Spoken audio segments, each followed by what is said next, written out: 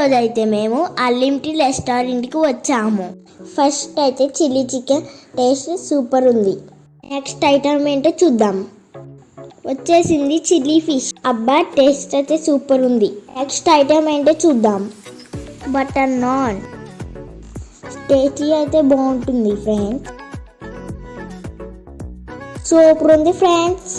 తర్వాత మనకి చికెన్ బిర్యానీ చూడ్డానికి చాలా గుమగుమలాడుతుంది. సూపర్ ఉంది ఫ్రెండ్స్.